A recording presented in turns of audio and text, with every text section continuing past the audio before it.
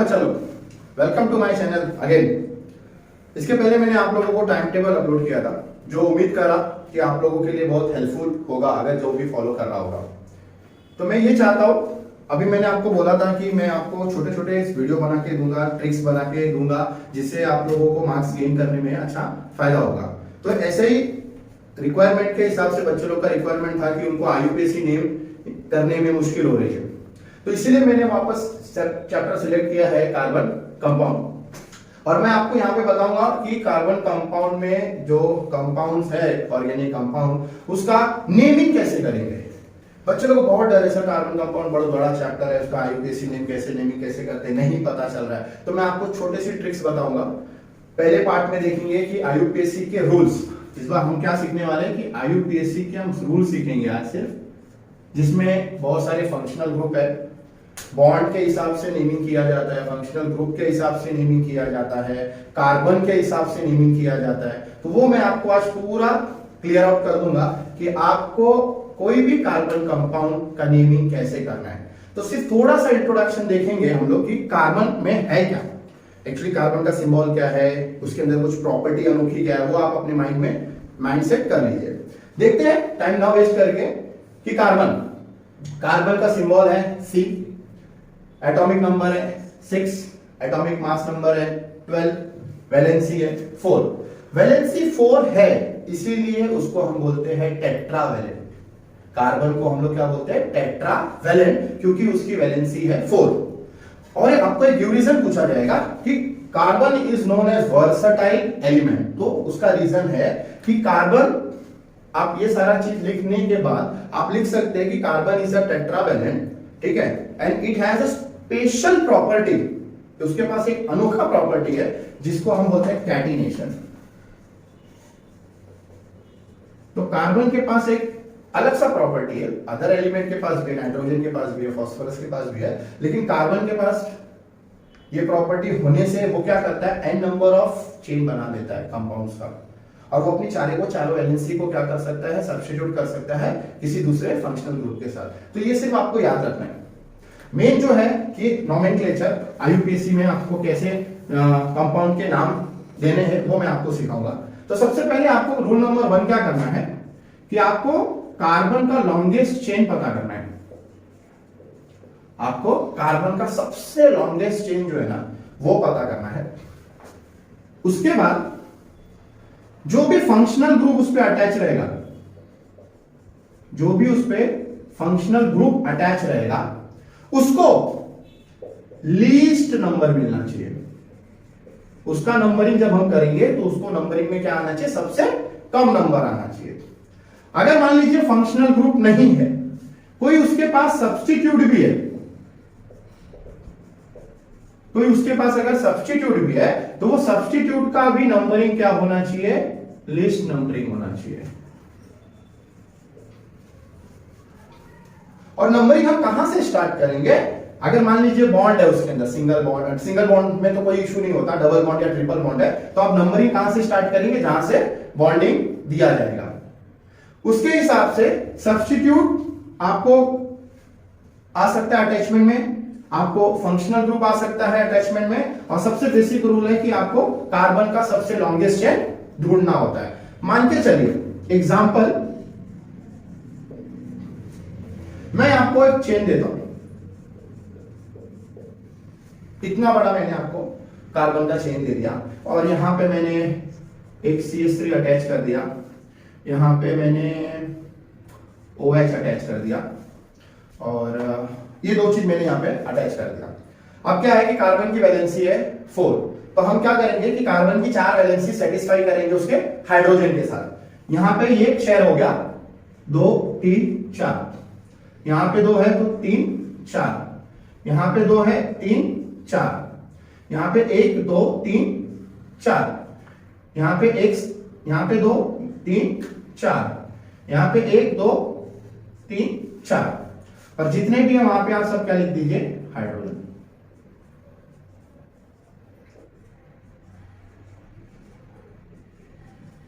अब मुझे बोला गया कि ये कंपाउंड का आप नेमिंग करके दिखाइए। तो मैंने क्या बोला कि सबसे पहले मुझे कार्बन का लॉन्गेस्ट चेन ढूंढना है। मैं देखता हूं, ये है कार्बन का लॉन्गेस्ट चेन।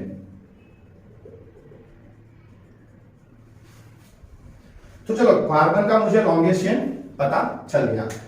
1 2 3 4 5 6 कार्बन है। 6 कार्बन है तो पेरेंट अल्केन क्या हो जाएगा? हेक्सेन। तो इसका नाम हो गया हेक्स, मतलब एक नाम तो इसका आ गया हेक्स, हेक्सेन। इतना अभी मैं बेसिक बता रहा हूं, अभी देखना कैसे इसका पूरा नेमिंग हो जाएगा। हेक्सेन है, इतना मुझे पता चल गया। अब मैंने क्या बोला कि जो भी फंक्शनल ग्रुप है या सब्स्टिट्यूएंट है तो उसको लिस्ट नंबरिंग आना चाहिए। इसमें दोनों भी है, इसमें फंक्शनल ग्रुप भी है, इसमें सब्स्टिट्यूएंट भी है। तो नंबरिंग कैसे करेंगे? अभी यहां पे मैंने दिया, यहां से दिया 1 2 3 4 5 और 6। राइट से लेफ्ट जाता हूं, 1 2 3 4 5 6। अब कौन सा वाला प्रीफर करूंगा? यहां पे फंक्शनल ग्रुप को नंबरिंग है 1 पोजीशन और 3rd पोजीशन सब्स्टिट्यूएंट पर। यहां से जाता हूं तो फंक्शनल सब्स्टिट्यूएंट को है 4th पोजीशन और फंक्शनल ग्रुप को है 6th पोजीशन।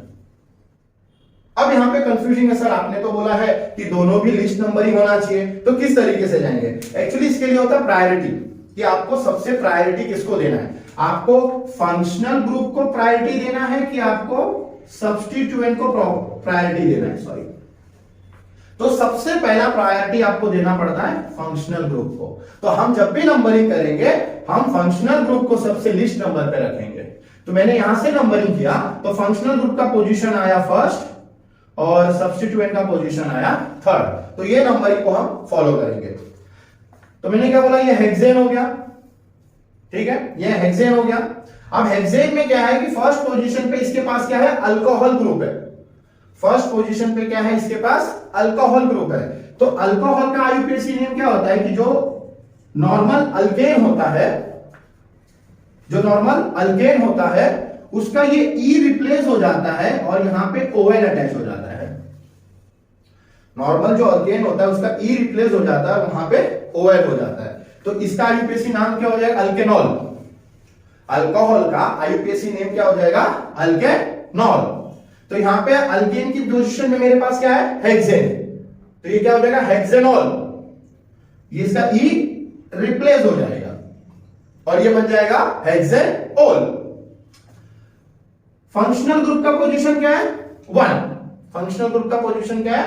1। तो ये हो जाएगा हेक्सेन-1-ओल, क्योंकि आईयूपीएसी के हिसाब से आपको फंक्शनल ग्रुप का पोजीशन मेंशन करना होता है। तो ये हो गया हेक्सेन-1-ओल। नाम हो गया मेरा, थोड़ा सा बाकी है सब्स्टिट्यूएंट। अगर इसको स्ट्रक्चर में दिया है मतलब इसका भी तो नेमिंग होना चाहिए। तो CH3 सब्स्टिट्यूएंट का मतलब होता है इट्स अ मिथाइल। वो क्या होता है? मिथाइल। मिथाइल कौन से पोजीशन पे? 3rd पोजीशन पे। तो हम लिखेंगे 3 मिथाइल और ये आपका कंप्लीट आईयूपीएसी नेम हो गया। तो ये कंपाउंड का नाम क्या हो गया? 3 मिथाइल हेक्सेन-1-ओल। समझ में आएगा? उम्मीद करता हूं कि इसी तरीके से आप सारे कंपाउंड्स में आप फॉलो करेंगे। मुझे पता है कि आप लोगों को अभी ये मालूम नहीं है कि अल्कोहल में ई रिप्लेस होके ओएल आ जाएगा या फिर एसिड में ऑइक एसिड आ जाएगा और एल्डिहाइड में एएल आ जाएगा। वो मैं आपको पूरा फ्लो चार्ट बना के दे दूंगा पूरा, उसमें से आपको पता चल जाएगा। लेकिन ये पहले जो रूल आपको सीखना है, जो सबसे इंपॉर्टेंट है, ये रूल आपको पता चलना चाहिए कि अगर कोई कंपाउंड का आपको आईयूपीएसी नेम पता करना है तो आपको ये 3 रूल याद होना चाहिए। कार्बन का लॉन्गेस्ट चेन पता होना चाहिए, फंक्शनल ग्रुप को लिस्ट नंबरिंग मिलना चाहिए, सब्स्टिट्यूएंट को भी लिस्ट नंबरिंग मिलना चाहिए। लेकिन प्रायोरिटी सबसे पहले जाता है फंक्शनल ग्रुप को। जैसे मैंने यहाँ पे आपको एग्जांपल दिया कि एक ही कंपाउंड के अंदर आपको सब्स्टिट्यूएंट भी है, आपको फंक्शनल ग्रुप भी है, तो नंबरिंग कहां से करें? तो नंबरिंग आपको हमेशा फंक्शनल ग्रुप को ही प्रेफरेंस देना है, नंबर 1 पोजीशन। उसके बाद आप आ जाएंगे सब्स्टिट्यूएंट पे। ठीक है, होप आपको ये समझ में आया है। अब मैं आपको डायग्राम तो नहीं, मैं आपको चार्ट बना के देता हूं कि कैसे अल्केन से आईयूपीएसी नेम चेंज होता है। तो आप फटाफट उसको कॉपी कर लीजिएगा, मैं बना देता हूं। अल्केन है, अगर इसके अंदर फंक्शनल ग्रुप OH आ गया तो ये E रिप्लेस होके हो जाएगा, सॉरी, अल्केन ओल, ये OL इसका नाम चेंज हो जाएगा। अब यहां पे मैंने आपको अल्डिहाइड दिया, अल्डिहाइड, तो इसका फंक्शनल ग्रुप है CHO, क्या नाम है इसका, CHO। तो इसमें क्या हो जाएगा, ये जो अल्केन है ये E का रिप्लेस हो जाएगा और यहां पे बन जाएगा अल्केनल, ये अल आ जाएगा, E की जगह पे क्या आ जाएगा, अल। नेक्स्ट है एसिड ग्रुप, तो यहां पे भी अल्केनी मैं आपको लिख दे रहा हूं आपके लिए समझने के लिए कि यहां पे ये E कट होने वाला है, अगर उसके अंदर एसिड आ जाता है दैट इज COOH, ये सारे फंक्शनल ग्रुप है, OH CHO COOH। अल्केन में अगर कोई एसिड ग्रुप आ जाता है तो अल्केन का E रिप्लेस हो जाता है और इसका नाम बदल जाएगा अल्केनोइक एसिड, इसमें आ जाता ऑइक एसिड। तो मैंने जो फंक्शनल ग्रुप अटैच हो रहा है वो मैं आपको वहां पे बता दे रहा हूं कि अल्केन का नाम कैसे बदली हो जाएगा, चेंज हो जाएगा। दूसरा क्या है, कीटोन ग्रुप, अल्केन लिख देता हूं यहां पे फिर से, कीटोन ग्रुप। तो कीटोन क्या है, C डबल बॉन्ड O या CO में लिख सकता हूं, ठीक है। तो कीटोन में क्या हो जाएगा, नाम बदली होकर चेंज हो जाएगा, अल्केन E कट हो जाएगा, E रिप्लेस हो जाएगा और यहां पे नाम हो जाएगा 1 अल्केनोन। क्या नाम हो जाएगा, कीटोन अगर आ जाता है फंक्शनल ग्रुप में तो अल्केन का E रिप्लेस हो जाएगा और वहां पे आ जाएगा 1, तो इसका नाम हो जाएगा अल्केनोन। क्या नाम हो जाएगा, अल्केनोन, ठीक है। फिर आ जाता हम ईथर पे, नाम आ जाता है ईथर। ईथर को मैं स्टार मार्क करूंगा और एक है एस्टर, ये दोनों को मैं स्टार मार्क करूंगा क्योंकि कुछ एक्सेप्शनली होता है, ये अल्केन ये चीज फॉलो नहीं करता है, उसको ये नेमिंग करने के लिए वो ये फॉलो नहीं करेगा कि E रिप्लेस होके कोई अदर नंबरिंग या कोई अदर लेटर वहां पे वर्ड अटैच हो जाएगा, ये फॉलो नहीं करता है, इसलिए मैं ये दोनों को क्या कर रहा हूं, स्टार मार्क कर रहा हूं। ईथर के लिए क्या है, सिर्फ O और ये दोनों तरफ बॉन्ड। आप लोग को ये भी डाउट होगा कि ये दोनों बॉन्ड क्या है, ये बॉन्ड का मतलब होता है कि यहां पे R ग्रुप है, R मतलब अल्काइल ग्रुप है, यहां पे R मतलब यहां पे अल्काइल ग्रुप है, क्योंकि यहां पे सब कार्बन के चेन बनने वाले ना, CH3 CH2 CH3 CH2 ये सब बनने वाले, तो यहां पे रिप्रेजेंट करने के लिए वो लोग ROH भी लिख सकते हैं, लेकिन मेन आपको क्या देखना है, ये सब आपको मेन देखना है उसके अंदर, ठीक है। तो जब भी ईथर होगा तो उसका नाम हो जाएगा अल्कोक्सी अल्केन, अल्कोक्सी अल्केन। मैं आपको इसका एग्जांपल दूंगा बाद में, एस्टर का भी एग्जांपल दूंगा बाद में। फिलहाल आप ये याद रखने की कोशिश करिए कि कौन सा फंक्शनल ग्रुप का रिप्रेजेंटेशन कैसा है और वो अल्केन से वो कैसे उसका नाम चेंज हो जाएगा। नेक्स्ट है एस्टर, काफी लोग इसको ईस्टर पढ़ते हैं, ये है एस्टर। एस्टर में क्या है कि C डबल बॉन्ड O और वापस से यहाँ पे एक O आ जाता है, तो इसको हम लोग ऐसे भी लिख सकते हैं RCOOR, यहाँ पे और दूसरा बॉन्ड चले जाएगा, ठीक है। या तो RCOO भी लिख देंगे तो भी आपको समझ में आ जाना चाहिए कि ऐसा है, तो आप ऐसे भी लिख सकते हैं, आप ऐसे भी लिख सकते हैं, और इसका नेमिंग होता है अल्काइल अल्केनोएट।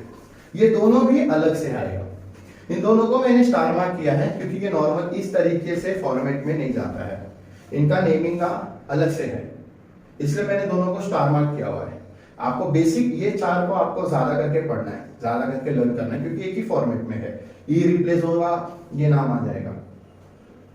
ये है आपका पूरा फंक्शनल ग्रुप, ये आपका पूरा फंक्शनल ग्रुप है। होप सो कि आपको ये समझ में आया है।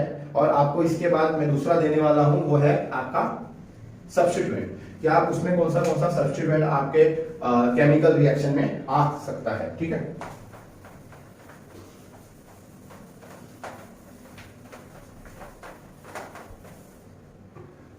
नेक्स्ट है सब्स्टिट्यूएंट।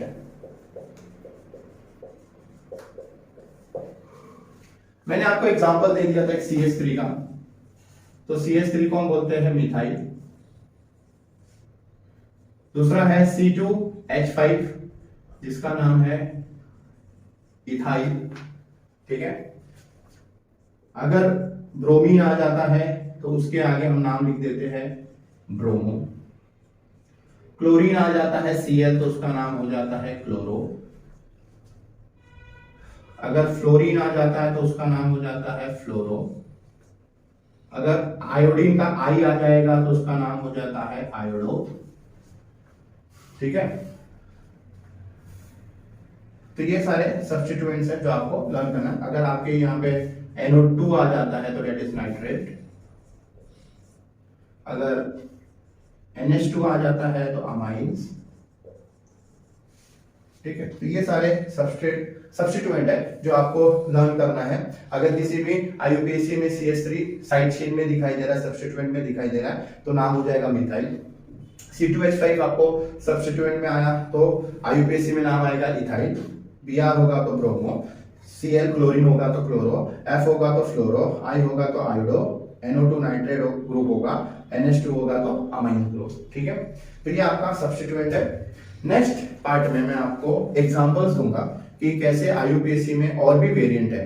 सपोज करो 2 फंक्शनल ग्रुप साथ में आ गया, बॉन्डिंग साथ में आ गया, तो कैसे करेंगे। तो हम लोग उसको नेक्स्ट वीडियो में मैं आपके लिए तैयार करके अपलोड कर दूंगा। Thank you.